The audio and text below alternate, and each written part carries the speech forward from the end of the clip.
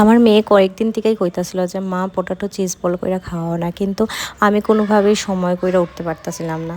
কিন্তু ওই দিন সানডে থাকায় আমি সন্ধ্যার সময় একটু ফ্রি আসলাম, তো আমি তাই ভাবলাম যে পটাটো চিজ বলটা খাওয়াই, আর আমরাও একটু খাইতে ইচ্ছা করতেছিল, তো বানাই। তো এই পটাটো চিজ বলটা করতে খুব একটা বেশি জিনিস লাগে না। তোমার পটাটো চিজ বলে তো চিজ, পটাটো আর ব্রেড স্ক্রাম্পস লাগে, আর তোমার ঘরেই যা জিনিস থাকে তা দিয়েই হয়ে যায় গিয়া। প্রথমে আমি দুইটা বড় সাইজের পটাটো আমি বয়েল করে নিলাম। তারপর ওইটা আমি একটু পিঙ্ক সল্ট দেওয়া দিছি, একটু চাট মশলা আর ধনেপাতা। তো আমার কাছে চিলি ফ্লেক্স আসলো না ওই দিন, তো আমি এটা দিতে পারছি না। চিলি ফ্লেক্সটা দিলে আরও ভালো হয়। আর এখানে আমার ছেলে আমার আশেপাশে ঘুরঘুর করতেছিল, ওইটা দেখতে লাগবো যে মা কি করতেছে, মা কি বানাইতেছে। তো যাই হোক, আমি চিজ হিসাবে আমি আমুলের চিজটা ইউজ করছি। তোমরা চাইলে মজরেলা চিজটাও দিতে পারো, মজরেলা চিজটা দিলে তো আরও খুব ভালো হয়।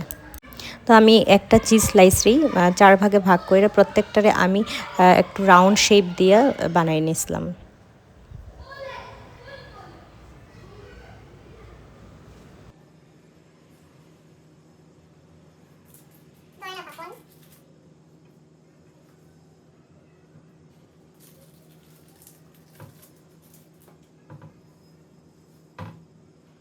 ঠিক এইভাবে আমি ওইটারে রাউন্ড শেপ দিতে আসলাম।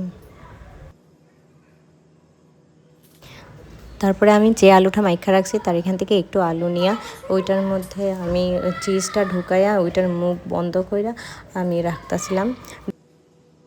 আমি আগে থেকেই একটু ময়দা জলের মধ্যে গুলে রাখছিলাম, তো ওইটার মধ্যে এই আলুটারে ডুবাইয়া তারপরে ব্রেড স্ক্রাম্পটা তার গায়ের মধ্যে লাগাইয়া আমি ঝুরঝুরো কইরা একটা থালের মধ্যে রাখতেছিলাম।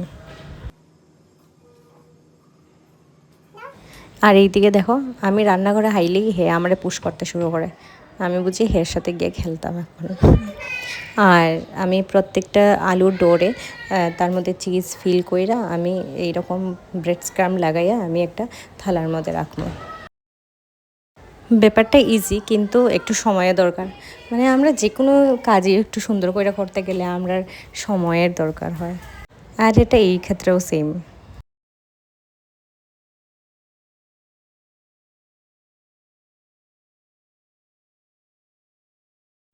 আর এটা বানানোর পরে তার লুকটা আসলো এরকম। না না, এটা ফাইনাল লুক না, ফাইনাল লুকটা দেখার এখনও বাকি। এই তো আমি জাস্ট এখন এটা ফ্রিজে রাখবো 1 ঘন্টা লেগা, কারণ আমরা খাইতে একটু দেরি আছে, তো আমি এটা বানাইয়া ফ্রিজে রেখে দিছি।